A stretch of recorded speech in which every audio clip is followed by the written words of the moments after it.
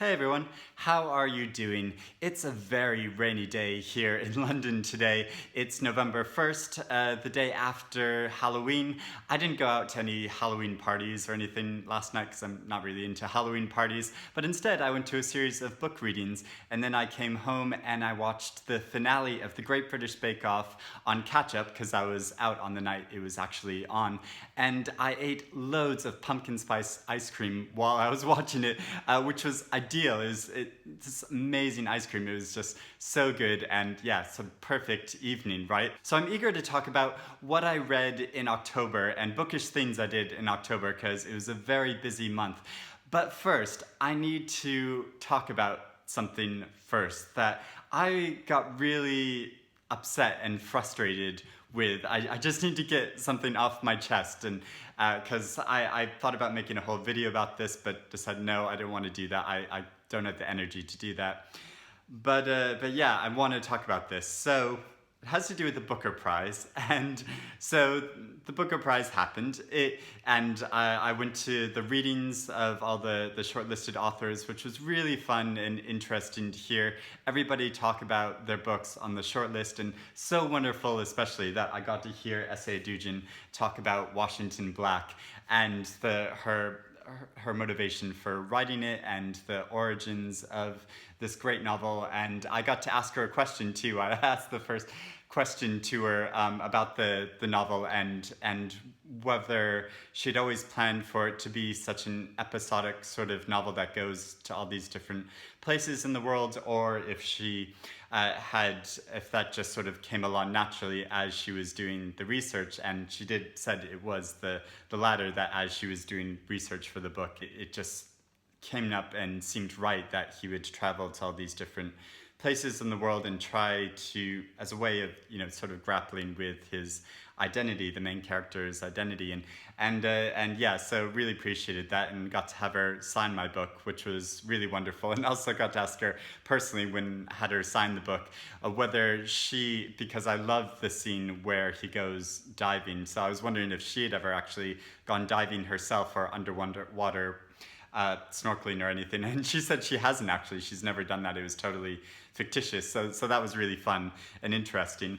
And then yeah, I went to the Booker party on the night of the actual announcement, and did a whole vlog about that. So that was really, really fun, and yeah, it was wonderful to see. Despite my loving Washington Black so much, it was great to see Milkman win because for many different reasons, which I talked about on my blog, and was happy to see it win.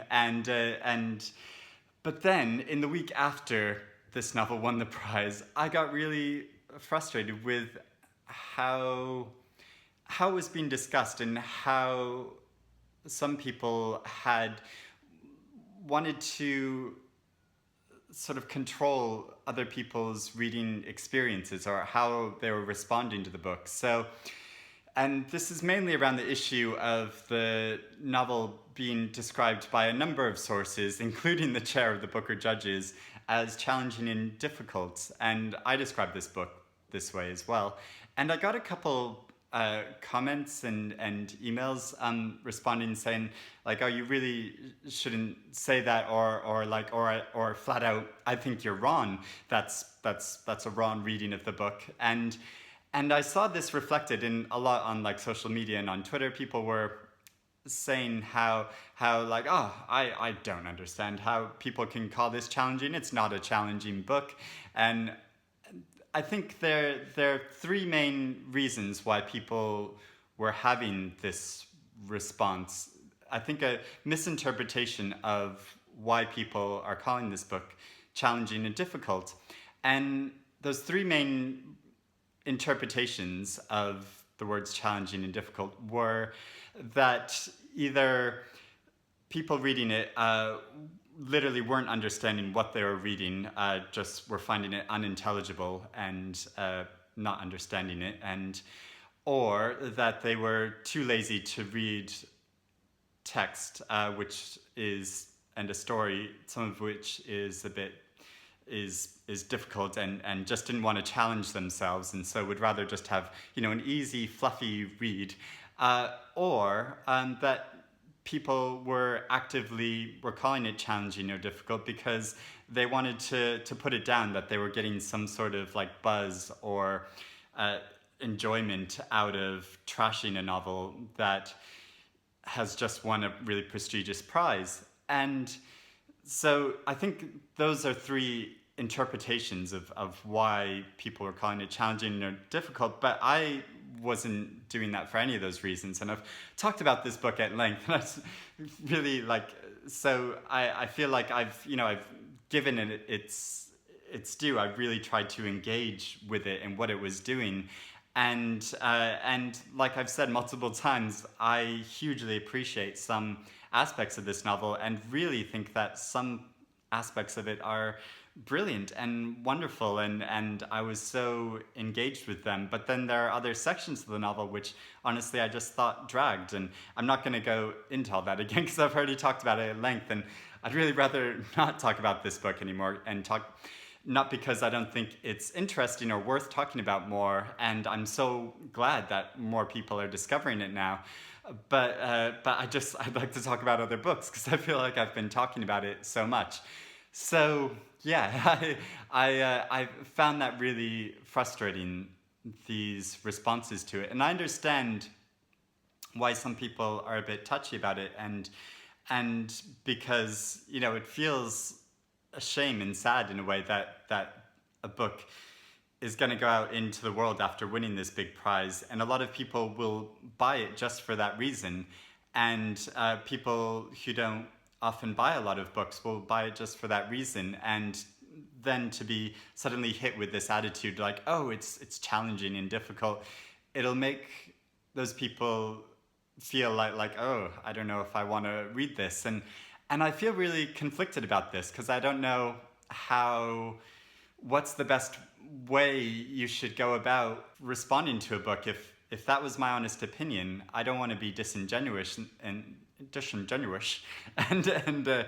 say that I didn't find aspects of it challenging and difficult, which is really a nice way of just saying that I found parts of the book boring and dragged and really a slog to get through, whereas other parts of the novel were really exciting and interesting. And I know other people, found the entire book so engaging and wonderful, and it's their favorite book of the year. And I don't want to detract from that. I think honestly that's great. I've had so many responses from people who have felt that way, especially women from Northern Ireland who feel that suddenly that this book is giving a voice to their perspective and their lives in a way, or a certain take on their lives or experience. And I think that's so wonderful.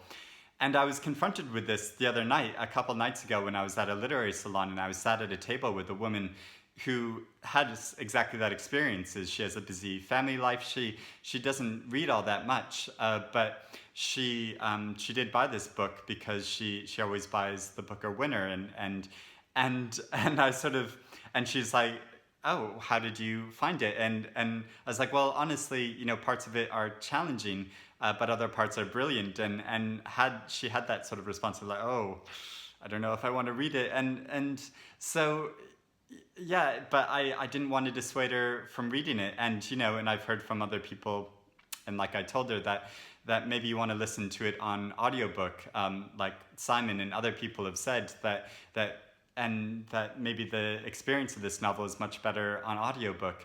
And I'd really like to listen to the audiobook myself. And so, yeah, I just really feel uncertain how we should go about talking about books that we have this reaction to without wanting to put people off. And I'd really like to know what you think, what would be the best way to engage with and talk about books like this, which you don't want to put down because you honestly think parts of it are so interesting, and I'm really glad that I read it, but it's not my favorite novel. I had difficulties with it. So yeah, all those issues came up, and Now I'm going to put Milkman down and talk about other books for a bit. So also in October, I got to go see Sarah Perry read on the night that her novel Melmoth was launched, and that was so wonderful. She was interviewed by Alex Clark, who's really interesting and engaging interviewer, and yeah, it was wonderful hearing about her talk about the novel more in depth. And I also went to see a stage production of The End of Eddy, Edouard Louis' debut novel, and this was such an interesting theatrical production because it wasn't like a straightforward interpretation of the novel showing scenes from the novel, but it had two actors on the stage who were engaging and talking about the text of the novel as well as acting out scenes from the novel, and there were sort of screens behind them where they were playing different characters and reacting to themselves on the screen, playing these different characters. And that sounds really complicated and might have made it like unenjoyable, but it was so good, so much fun to watch, and really interesting take on the text, and yeah, such a really creative way of engaging with a novel in a different art form, and so yeah, I enjoyed that so much. And then also in October, I went to Berlin for the weekend and didn't get much reading done because I went to see a lot of different sites and stuff, and I'm not going to talk about it too much, but I did go on a Christopher Isherwood walking tour, which was so wonderful. And if you're in Berlin or if you're visiting Berlin and haven't done this tour, I would really encourage you to go, because it was so fascinating, not just looking at Christopher Isherwood's life and seeing the apartment where he lived and wrote some of the Berlin stories, but also the history of the city itself and that time period and queer life in Berlin, and it was so wonderful. I'll put a link to the tour guide's website below, and he's called Brendan, and he's been doing it for years, and it's so wonderful. And also, when I was in Berlin, I got to go to Tempelhof Airport, which is this huge, massive airport, which has now been out of disuse, and parts of the airport are used for different things. And it was built by Hitler right during World War II, and wasn't used for the intention that it was built for, and it's so fascinating. I took a guided tour of that, and that was amazing. But also it connects with, I read Jenny Erpenbeck's novel Go and Gone earlier this year, and part of that I think takes place in Tempelhof, because when as part of the guided tour, I went to the rooftop of Tempelhof, of this airport, and looked out into the airfields, and part of the airfield is being used as a refugee camp, and you can see all these temporary structures set up where refugees are living. And Jenny Erpenbeck's novel is about this retired professor who goes to engage with all these refugees who are living in these temporary structures. So it was so fascinating, really powerful and emotional, like being able to actually see these structures of where people are living, and after having read that novel earlier this year and never been to Berlin before. So that was amazing. I also went to the London Film Festival and saw so many films. This is how many films I saw there. I spent a load of money, like way too much money, going to see films at the London Film Festival, but it was wonderful, and I saw so many great films, and not going to talk about all of them, but I saw the film of Colette, based on the life of the famous French novelist Colette, starring Keira Knightley as Colette, which I really enjoyed. It was, I had sort of low expectations of it, but it's a really enjoyable, like, well done film, and it made me interested to go back and read some of Colette's writing. I've only read the first book in the Claudine series, but my big like issue with it though was like I don't know why it wasn't done in French, because it seems like it would have been more right for it to be in French, and I know that there would have been all these obstacles for it because of that, because of the filmmaker, and it wouldn't have been able to star Keira Knightley, but yeah, I sort of wondered about that, and I saw The Hate U Give, the premiere of The Hate U Give, which I loved and was so wonderful. I really recommend going to see it. And probably my favorite film of the festival was Roma, which was an incredible film. And just to urge you, if you can see it in the cinema, see it in the cinema, because I think it's going to be released on Netflix. But it is so beautifully shot and filmed, like it's really worth seeing on the big screen if you get a chance to. But if not, then yeah, definitely watch it on Netflix. So that was so good. And like I mentioned, I went to Literary Salon, Damien Barr's Literary Salon held at the Savoy Hotel, this really glitzy hotel. And there was 3 different readers who were all really fascinating. There's Tracy Thorn, the musician Tracy Thorn, reading from her forthcoming memoir, which was really funny and engaging. And also Rose McGowan read from her, well, actually she didn't read from it, she talked about her memoir, Brave. And she is just bonkers, but also like really insightful. And I can't make up my mind what I think about her, because she's just a fascinating figure.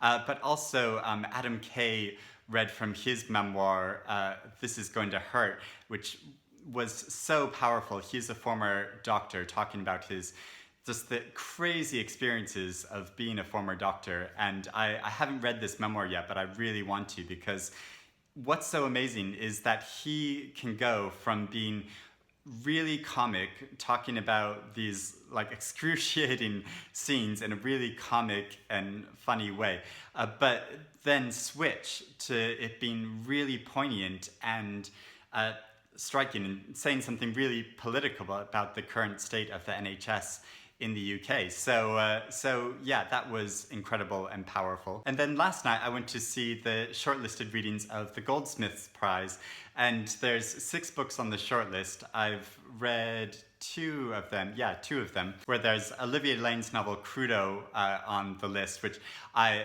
love already. And it was so fascinating hearing her talk about how she wanted to create a Christopher Isherwood type experience of capturing our current political climate, but that is, she knows, is going to be seen in a historical way, but capture the experience of it as it's happening.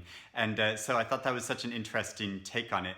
And also, this is slightly gossipy, the last question, which was asked to the shortlisted panel, was asked by Neil Griffiths, who was in the audience. And I will show you this clip, because it had a very funny response. Actually, a question for the whole of the panel. Who do you think is going to win?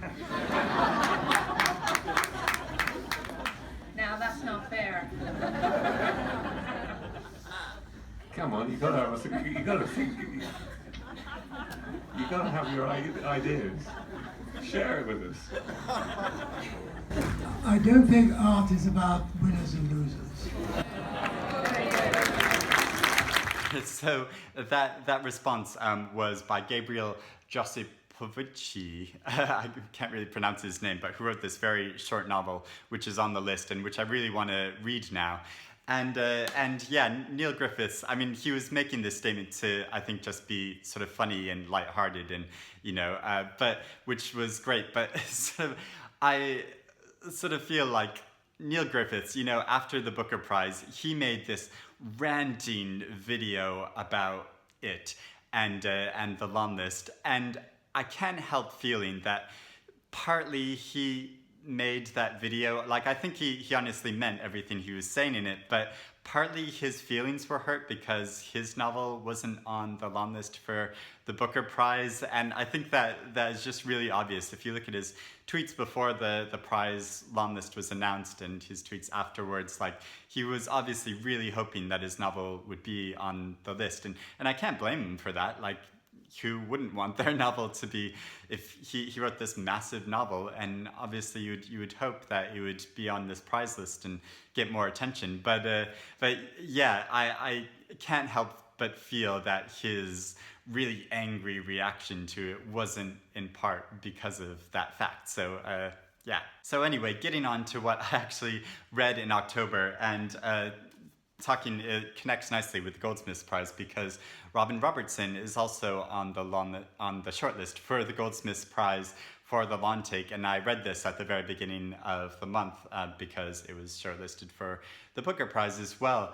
And I really enjoyed this novel, and I was slightly hesitant because it's written as basically a long prose poem, and it is beautifully written for that way. It's so lyrical, and there are passages of it which are breathtakingly beautiful. And the story is really interesting too, of this man named Walker in after the war, and he fought on the shores of Normandy and has this post-traumatic stress where he finds that he feels like he can't go back to his home in Canada because he feels like a different person now, and so he's just sort of wandering in these cities in America, first New York and then Los Angeles, and also San Francisco, and he's trying to figure out his life now, and I found that really poignant, and also looking at America through the lens of films that were made at the time, and it has this sort of noir quality to it, as well as him actually visiting, like seeing these films being made, and also visiting locations where the films were made, and sort of seeing these locations through the lens of how they were filmed and how they were captured and made a part of cinematic history, and how America is trying to project this image of itself after the war.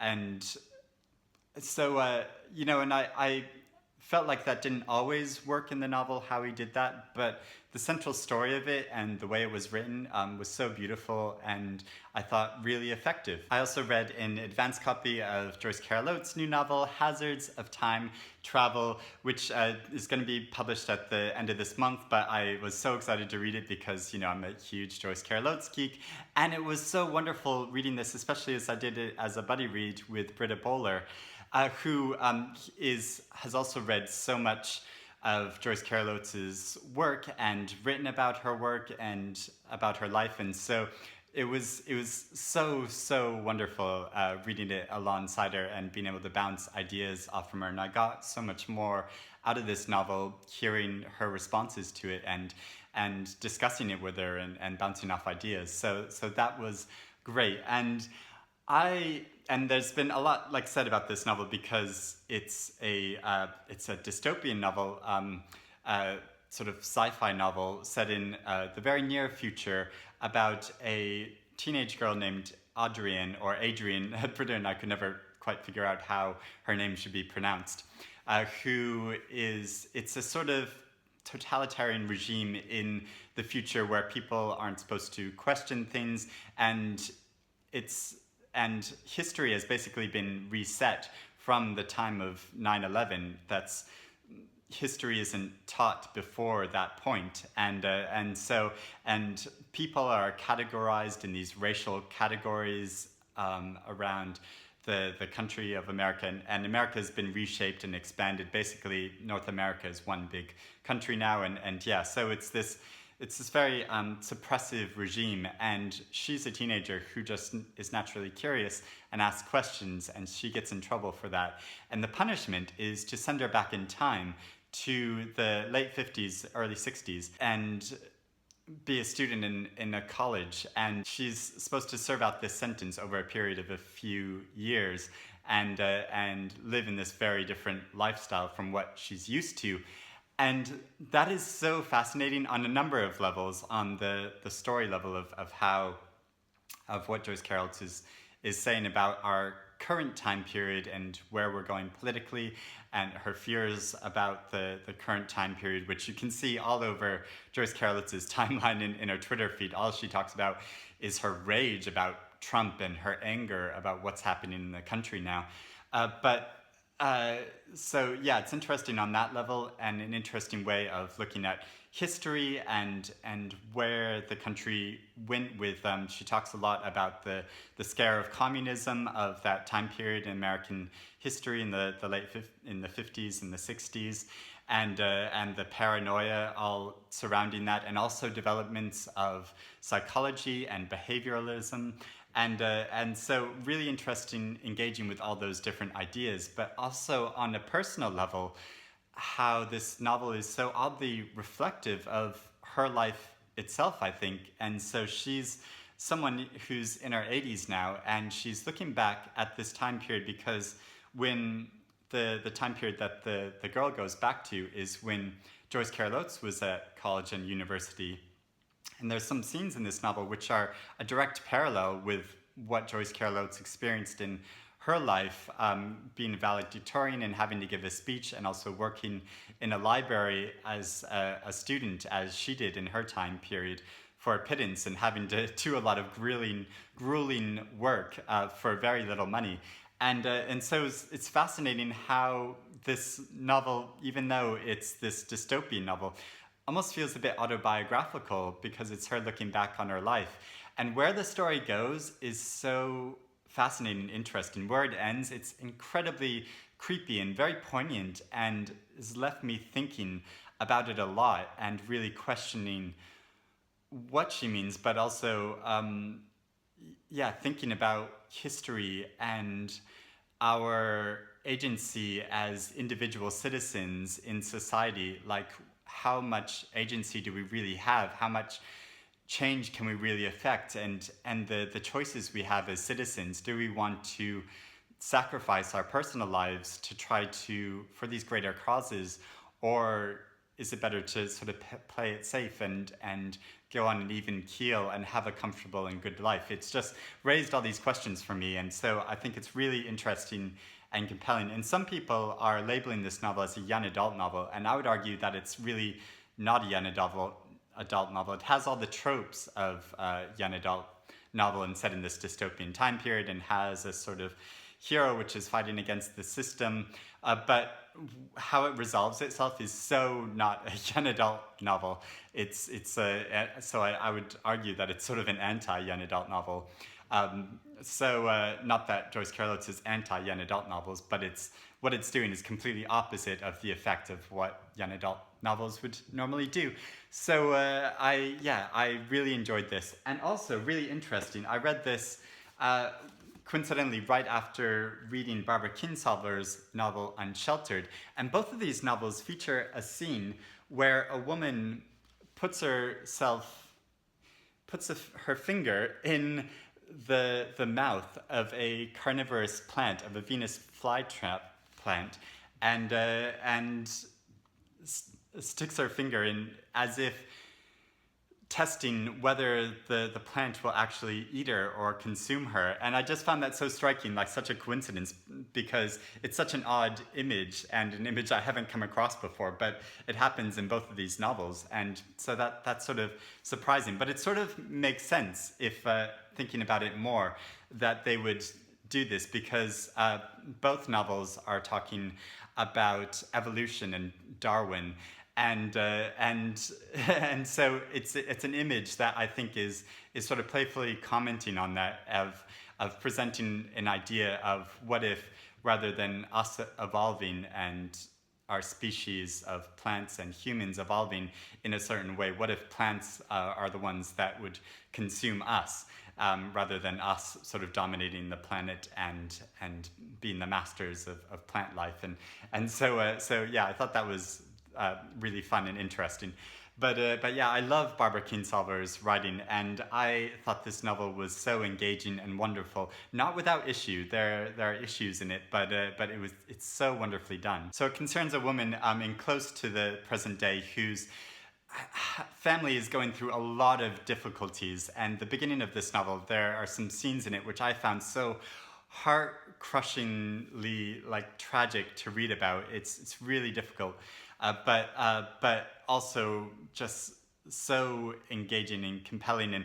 And she writes about this family undergoing real financial difficulties. And I love that she's writing about how this state, basically the dissolution of the middle class in America, how people who have, gone to university, who have tried to get good jobs and do well for their families, are really financially struggling. And that comes across so powerfully in this novel, and I really appreciated how, and so the central character Willa finds her family in these dire straits, living in a house which is literally crumbling around her, and it's leaking, and it's really like stressful because there's a young baby in the house, and she's really worried about this baby's health, as well as an elderly person, her husband's father, who's has really severe health problems, and she has to tackle trying to deal with insurance companies, even though they have insurance, trying to get him the care that he needs.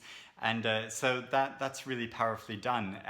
But also there's an alternative storyline, which it switches back and forth between this near-present time period and a 19th century time period, where in this exact same house, another family is living, and there's a man named Thatcher who's a teacher who's equally having financial troubles and struggling with the political situation of the time period, where the person who runs the school that he teaches at is an anti-evolutionist, even though Darwin's theories have been validated and are becoming very popular. He's speaking out against him, and just trying to have this very strict religious teaching.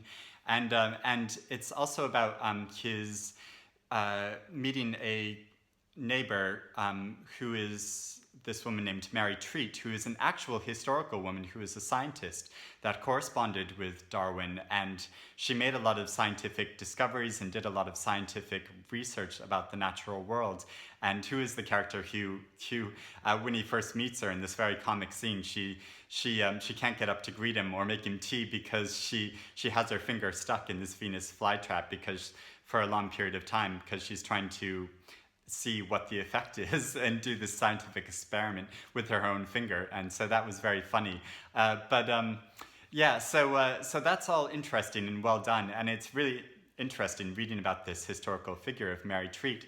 But I felt like that storyline was a bit sacrificed because Barbara Kingsolver wanted to make this other overall message about politics and history and reactionary politics in the country, and how that's working to the detriment of a lot of individual people's lives. And I felt like she was too stridently trying to make this message and crowbarring certain storylines into the overall novel to make this message, rather than staying true to the integrity of her characters. And so that was just how I felt about it. But overall, I really enjoyed reading this novel and think there's so many aspects of it which are really wonderful. And I'm very excited because Barbara Kingsolver is coming to London, and I've been invited to come hear her speak, and so that's going to be great. I'm really looking forward to that. I also read Amy Sackville's novel Painter to the King, which I won't talk about too much because I talked about it a lot during my autumn readathon vlog and discussed different aspects of the novel. But really interesting historical novel about the painter Diego Velázquez in the 1600s, and it's a way of capturing the politics and life at the royal court through this almost like impressionistic take, where she focuses on different paintings that he did and the stories behind those paintings, but also intrudes upon the narrative herself, giving her commenting on the paintings and the scene and the way we look at the scenes, and showing different scenes, like different details from these paintings, and really focusing on them and thinking about ways of seeing them in a historical context, but also in our present day. And I was so struck how this novel we can relate to it on a personal level in the present day, as a way of images of ourselves throughout our lives, reflecting on how our lives have played out, how we want to capture and want our lives to be seen in a certain way, and how that is at odds sometimes with the actual experience of those lives. So yeah, I thought it was really interesting, inventive novel. Didn't totally work for me on every level, but I really enjoyed reading it. And I also read this debut novel from Greenland called Crimson, or as America, it will be called Last Night in a Nuke. It's going to be published in America in January, and it's just been published today, actually, in the UK. So this is such an interesting novel. I wasn't sure about it at first. I started reading it, and I was like, I don't know if this narrative is too frantic. The character is just sort of relating her thoughts in this real rapid fire way. I slightly struggled with it because it sort of felt a bit too frantic at first, but then I got into it and what she was saying, and it revolves between the narrative points of view of 5 different characters, all around this one night in Nuuk, the capital city of Greenland, and this party they go to, and their romantic entanglements and their family entanglements with each other. And I thought it was such an enjoyable take on modern youth life. Like, it's interesting how it's set in Greenland, but it sort of feels like that it could be set anywhere in the world. Like, these are teenagers and young adults who could be, I think, anywhere in the world. And it felt sort of akin to Sally Rooney's writing, where in her first novel, Conversations with Friends, like, this is set in Ireland, but there's not really many markers for it being in Ireland. It's more just about youth life and youth culture, and especially about how young people relate to and communicate with each other through like Facebook and through text messages on their phones, and also think it's really funny in this novel. At one point, one of the characters sort of thinks with these sort of hashtags. She sums up her emotional states in these hashtags, and so it feels like really how young people today relate to each other and realize their emotional experiences, but also how coming to understand each other and themselves through these different forms of communication, and come to achieve a sense of identity in this way, in communicating with each other in this way, and this novel deals a lot with like queer experiences. A lot of the characters are either lesbian or gay or transgendered, and I thought there were some scenes in it and some phrases in it which were so poignantly and powerfully done, and there's a whole section where she talks about this character who doesn't want to be seen in a certain way, and is really questioning why other people around him are questioning who he is, and I love this sense of his like combating these perceptions of him and not wanting to be categorized in a certain way, and it's a really striking original debut novel, and I'm so happy that this novelist is becoming known around the world and is being seen as the voice of a new generation. And finally, I also read Pat Barker's novel The Silence of the Girls, which is her retake on a section of the Iliad having to do with a character. It's written from the point of view of a character named Bresis, who, or Bracis, I'm not sure how you pronounce her name, who was a woman that was a member of the royalty that was taken as a prize by Achilles when he invaded her city and killed her family, and takes her as a lover and a slave. And it's her giving her perspective on the war and experience, and it was so fascinating. You could sort of say that like it's almost been done to death now, these modern retakes on these Greek myths, because a lot of them have been done. But I find it so fascinating because I've read some of these other takes, like The House of Names by Com Toybin, and Madeline Miller's novel The Son of Achilles, and her more recent novel Circe. But I found this novel particularly interesting to read in relation to Madeline Miller's first novel and The House of Names, because it deals with a lot of the same characters, and so you see these same events through these different characters' perspectives, and how authors have given different takes on these famous characters from Greek myths.